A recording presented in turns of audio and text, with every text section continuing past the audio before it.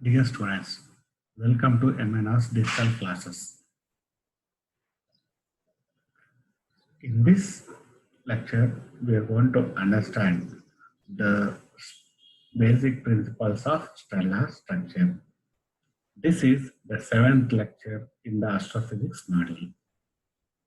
At the end of this lecture, you will be in a stage to explain the four basic equations which are based on the different conservation laws. Then the Varial theorem is the equation based on law of conservation of energy applicable to stellar particles. Then the relation between mass and luminosity, that is called as mass luminosity relation, and the concept of photon diffusion time. These are the things which you are going to learn in this lecture. The basic principles of stellar structure. The basic theory behind the structure of the celestial bodies can be understood by us using a spherically symmetric quasi-static model. It is the simplest model which assumes that a star is in a steady state and that is in a spherically symmetric state. By making two important assumptions, one is the star is spherically symmetric and it is in a steady state, we can understand the structure of the celestial bodies, that is the stars, and this model is called as quasi-static model. This quasi-static model of stellar structure is based on the following assumptions. The first one is the star is isolated.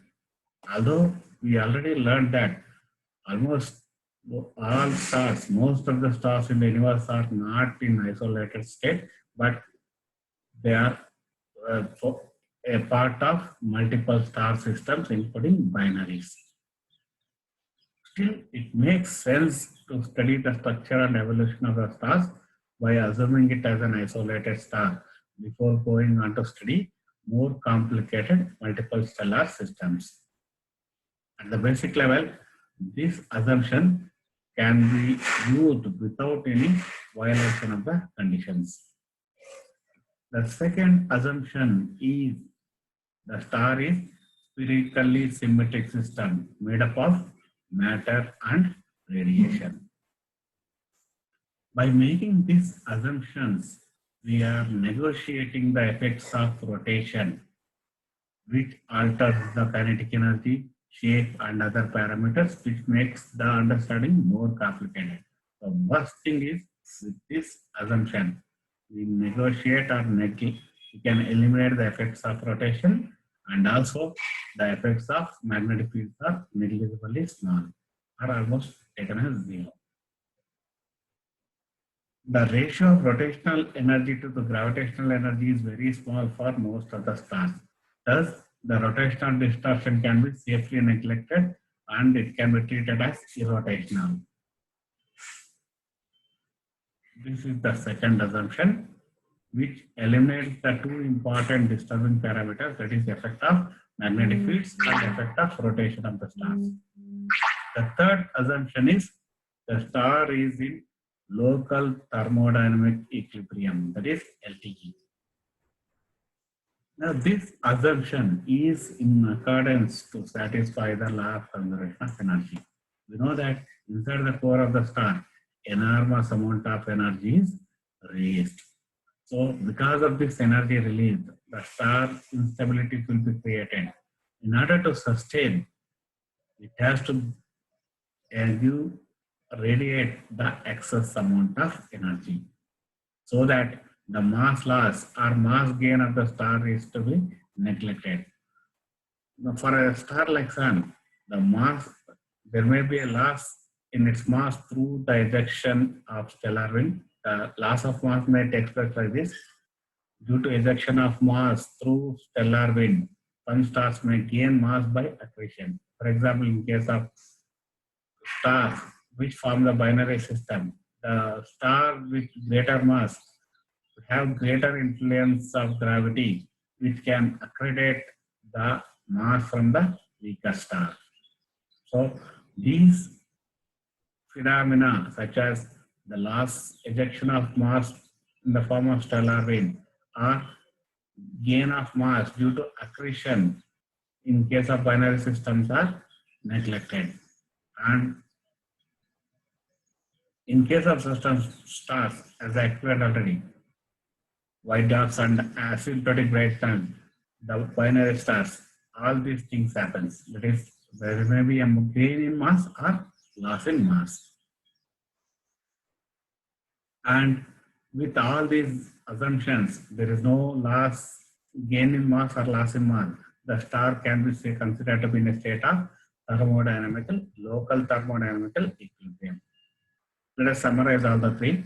If the star is isolated, even though a star may form a multiple star system, we can safely treat the star as an isolated for basic understanding. The star is spherically symmetric with is made up of matter and radiation. This assumption makes us to eliminate the effects of rotation and effects of magnetic field. The star is in a state of local thermal equilibrium. This makes us that mass is conserved. There is no gain of mass or loss of mass.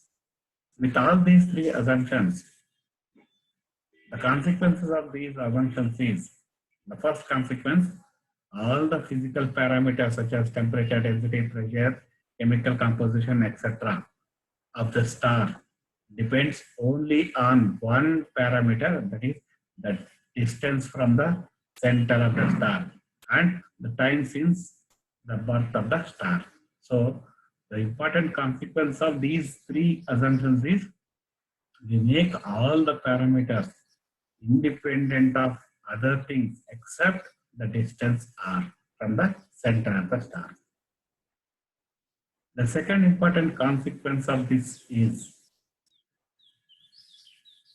we need four basic first order differential equations which are known as basic equations of stellar structure.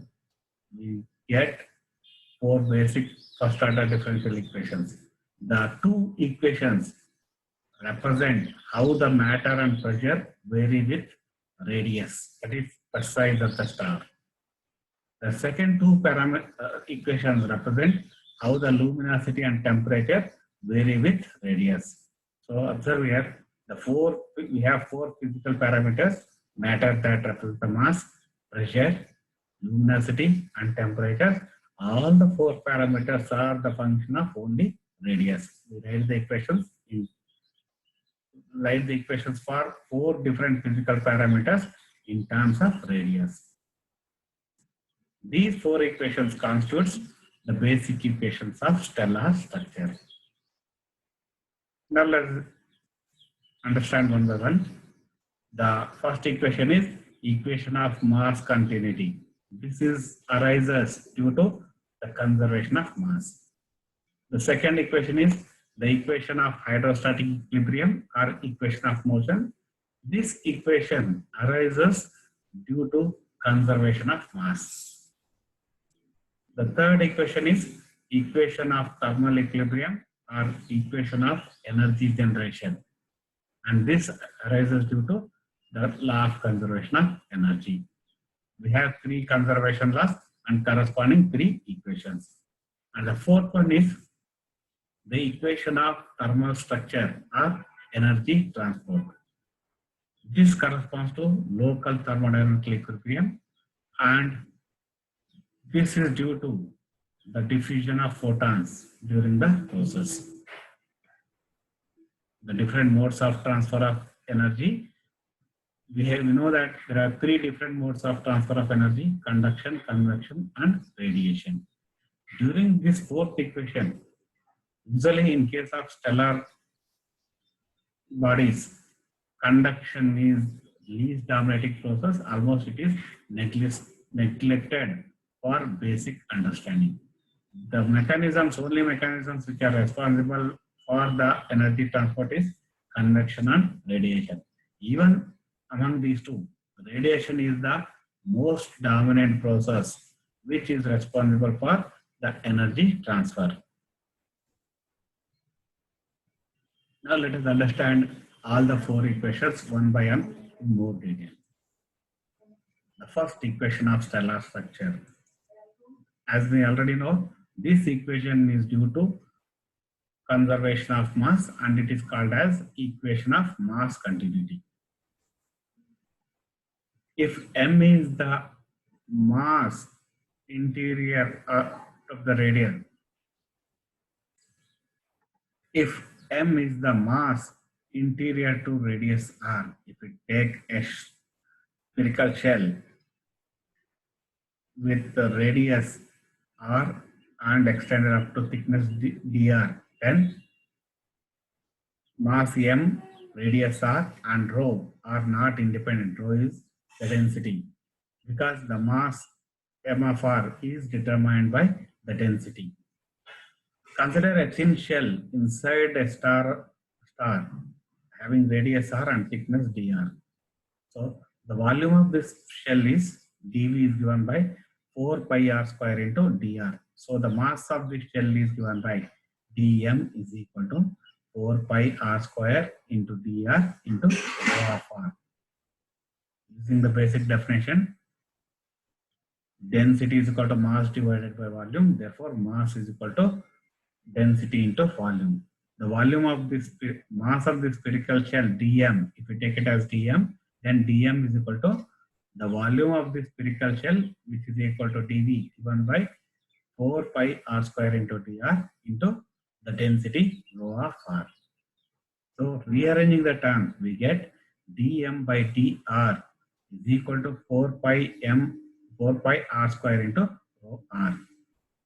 This equation, which represents the variation of the mass of the star with the distance from the center, is called as the first equation of stellar structure, and it is due to the conservation of mass or mass continuity. I will repeat. The first equation of stellar structure is dm by dr is equal to 4 pi r square into rho r.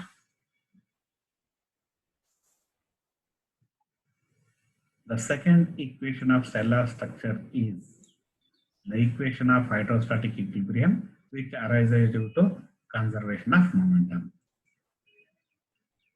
Now, consider a small portion of gas at a distance r from the center of the star with the density rho r and area A and thickness dr. Then there will be two types of forces acting on this portion of the gas. One is the outward force due to pressure exerted from the bottom face of this layer, and the inward force which is due to the pressure on the top face plus gravity due to material of the interior. The inward, we have two inward forces. One is due to gravity, that is due to mass in the interior, and the pressure from the mass which is present on the other side of the layer. So you can write the pressure at the top surface as equal to P of R plus dr into area. That gives us the outward force plus the gravitational force, which is the inward force, gm of r into dm divided by r square. The mass m of r represents the mass of the star inside this layer into dm. dm represents the mass of this particular layer divided by r square. These two terms together represents the inward force. The outward force is the P of R into A. Now let us write this, modify this, P of R plus dr into A plus G m of R into rho A into dr. That is what we are doing is, we are writing the mass in terms of density into volume. Density is rho, volume is area into thickness. So, the star must be in a state of hydrostatic equilibrium. First, let us understand what you mean by hydrostatic equilibrium. A star is said to be stable if all the forces acting on it is completely balanced, so that the net force is equal to zero. In case of a star, in the interior, we experience two types of forces: the outward force due to the radiation pressure and inward force due to gravity. When these two forces balance each other, we say that the star is in a state of equilibrium condition, and this equilibrium condition is called as hydrostatic equilibrium. The outward force due to radiation pressure balances with the inward force due to gravitational force. Then the star is said to be in hydrostatic equilibrium. Now, applying the condition for balance, it is equilibrium, we get the outward force due to the radiation pressure P of R into A is equal to the inward force, which has two terms, P of R plus dr into A plus G M of R rho A into dr divided by R square. So rearranging the terms, we get P of R plus dr minus PR divided by dr. This gives the pressure gradient into area into dr is equal to minus G M of R by R square into rho of R into A into dr. So this term we can write it as dP by dr, which gives the pressure gradient. A of R dr gets cancelled on both sides. So the pressure gradient dP by dr is equal to minus Gm by R square into rho. This is the equation for hydrostatic equilibrium, and it arises due to the balance of forces, that is conservation of momentum. This equation represents the second equation of stellar structure. The third equation of stellar structure. This equation is due to generation of energy, that is conservation of energy.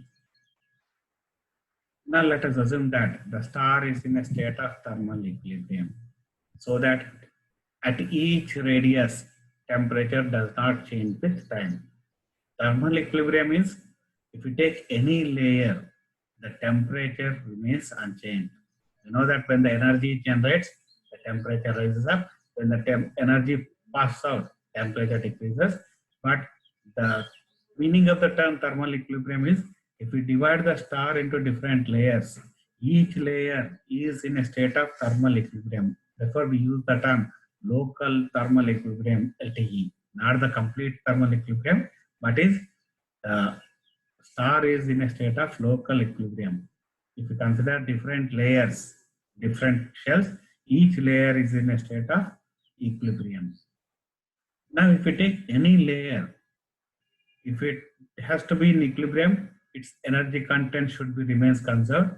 That is, the rate at which the energy generates in that particular shell must be equal to the rate at which energy flows out, so that the total energy is conserved. Now let us find the rate of energy generation per unit mass. Let us take this as equal to epsilon. The symbol epsilon represents the rate at which energy generates per unit mass. This may be due to thermonuclear fusion reactions. Now consider the shell of mass dm. Then its mass is given by 4 pi r square into rho into dr. Using the first basic definition of density is equal to mass by volume. Therefore, mass is equal to volume into density. The luminosity at R is taken as LR. The luminosity at R plus dr, take it as L of R plus dl. The small change in luminosity, take it as dl. Then we get dl is equal to 4 pi r square into rho into dr into epsilon. We know the definition of luminosity. Luminosity is equal to flux into area. The flux is given by epsilon. Area is given by 4 pi r square into rho into dr. we have to take the mass because this is energy generation per unit mass. So dl is equal to 4 pi r square rho dr into epsilon. So rearranging the terms, we get dl by dr is equal to 4 pi r square into rho into epsilon. This equation gives us the energy generation, equation of energy generation, and it is due to conservation of energy. And it forms the third equation of stellar structure. The fourth equation of stellar structure. This is the equation of energy transport. Here, for the sake of simplicity, we can write the equation only for the radiative effects, neglecting the convection and conduction. The understanding of this equation is beyond the scope of this lecture. Directly, we are going to write the formula. The fourth equation describes how the energy is transported through the layers of the star and how the stellar mass gets affected as the radiation travels through. Now, the theory behind this is much more complicated. So directly let us understand the formula, write the formula. dT by dr, that is the temperature gradient, is equal to, as the energy gets transported, we know that for the transportation of energy, we need the temperature gradient. This fourth equation gives the temperature gradient. dT by dr is equal to minus 3 divided by 4 AC into kappa rho by T cube into L divided by 4 pi r square. Here A is equal to 4 sigma by C is equal to 7.566 into 10 to the power of minus 16 joule meter per meter cube per Kelvin power minus 4. This is called as radiation constant. And kappa is, this K is the thermal conductivity, and the remaining parameters already were familiar. This fourth equation is not so important for basic understanding of stellar structure. Now, from this it is clear that the gas pressure is more important in case of low mass stars, and the radiation pressure is more important in case of high mass stars. The next one is virial theorem. This is based on the law of conservation of energy. Different stellar interiors of the main sequence stars are in the thermal equilibrium state. The thermal equilibrium is maintained by outward energy flux, which depends on the temperature gradient between the different regions in the star.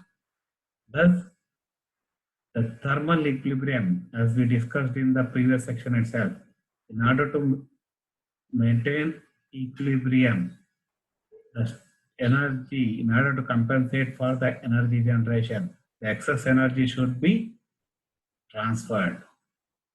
So, the thermal equilibrium demands the transfer of enormous amount of energy generated at the core to the surface. The principal mechanism which plays the important role in the transfer of energy is radiation. A contracting star radiates the energy just like a black body and loses energy, obeying Stephen's Boltzmann law to uphold the law of conservation of energy. So, for the stellar matter, the law of conservation of energy is expressed as virial theorem, and according to this virial theorem, the half of the loss in the potential energy U of a star is gained by the star itself in the form of kinetic energy, and remaining half of the energy is lost by the radiation. So whatever there is the loss in potential energy of the star, this energy is gained by the star itself in the form of kinetic energy, and the remaining half of the energy is lost in the form of radiation. So we can write the kinetic energy of the stellar matter K is equal to U by 2 with the negative sign indicating that gain in kinetic energy is equivalent to loss in potential energy. So rearranging the terms, the Virial theorem in mathematical form can be expressed as 2k plus u is equal to 0. This equation helps us in understanding the concept of thermal equilibrium. The next important concept in understanding the stellar structure is mass-luminosity relation. According to linear density model of the star, the luminosity of a star is proportional to cube of its mass. This relation is called as mass-luminosity relation. So, luminosity of a star, L is proportional to m cube. But this relation is fairly in good agreement with main sequence stars, as main sequence star constitutes 90% of the star's population. So for most evolved, the evolved stars such as red giants and white dwarfs deviate from this law. Even though main sequence stars, which constitute 90% of the population, obeys this relation, L is proportional to m cube. Some of the evolved stars, that is the stars which completely exhausted the energy, which enter into red giant stage or white dwarf stage, they get deviated from this law.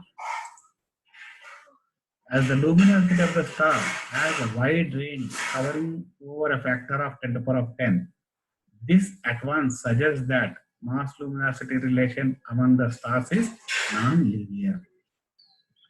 Such a non-linear relation was proposed as early as in 1924 by Sir Arthur Eddington. He suggested that the mass and luminosity of a normal main sequence star is of the form L is proportional to m to the power n. So linearity relation cannot be fairly applied for all the types of stars. So we need a non-linear relation which was given by Arthur Eddington. According to him, L is proportional to m to the power of n, where the value of n stands for equals to 5.5 for stellar models. N varies from 2 to 4 for main sequence stars depending on their mass. N is equal to 3 for bright massive stars, and N is equal to 4 for solar type of stars. Depending on the different types of stars, the value of power N also varies. This is the modified form of mass luminosity relation, which is applicable for all the stellar models, stellar stars and stellar models. Whereas this relation L is proportional to 3, it can be fairly applied in good agreement only for main sequence stars. Another important concept which helps in understanding the stellar structure is photon diffusion time.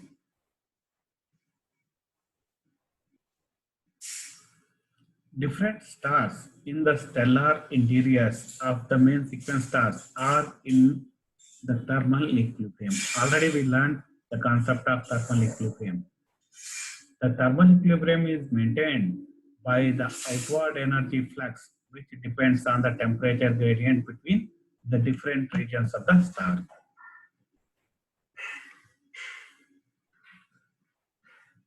As we learned already, the energy emission or energy transport depends on the temperature gradient, and the principal mechanism which plays an important role in the transfer of energy is the radiation.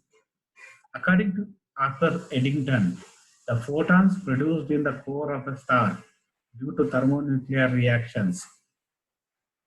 These photons produced, they move from the core towards the outer surface of the star. As the photons move, they get scattered large number of times by the free electrons before they reaching the surface.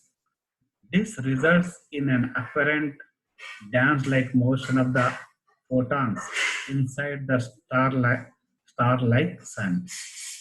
This dance-like motion of the photons is called as random walk. Observe this diagram. A photon emitted inside the core of the star will not trace a straight line path. If you apply the straight line motion, if there is no collisions or anything, then approximately within no time, a fraction of 1 or 2 seconds, this photon would have been came out of the star. But in actual practice, this photon undergoes large number of collisions with large number of times undergoes scattering due to the collision between the free electrons and the photons. This will lead to a random zigzag motion, or the motion is called as random walk. The photons travels along a zigzag path from the core to the star, core of the star to its surface. Finally, photon escapes from the surface. During this random walk, at each collision, the photon goes on losing a part of its energy to the free electrons. So, a X-ray photon emitted at the core may become an optical photon by the time they reach the surface by diffusion. This motion, random motion, is called as diffusion. Due to this diffusion, it comes out of the surface. So let us define the term. Photon diffusion time is defined as the average time required for a photon to diffuse from the core to surface of the star. We use the term average because all the photons may not take the same time to reach the surface. As I just mentioned, in the absence of the collisions, a photon will just take a fraction of 1 or 2 seconds to come out of the surface. So, whereas while some photons may get absorbed and they may take infinite time to come out. So, the time taken by the photons or the photons may not be the same. It varies from very small time interval of microseconds to infinite. So, infinite time. So, we take the average. This average time taken by the photon to diffuse from the core to surface of the star is called as photon diffusion time. Mathematically, photon diffusion time is defined as the ratio of the total radiant energy E contained in the volume of the star to the luminosity of the star. So, the photon diffusion time tau is equal to total radiant energy divided by luminosity L. If T is the surface temperature, Tc is the core temperature of the star having the radius r, then the photon diffusion time tau is given by 4r divided by 105c into Tc by T to the power of 4. This is the expression for photon diffusion time.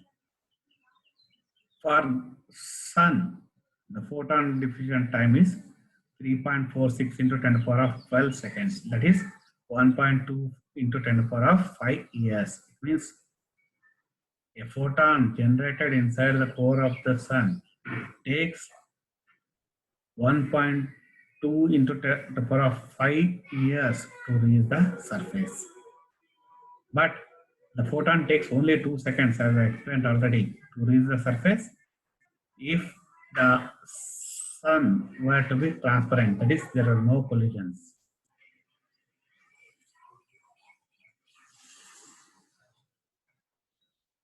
Thank you.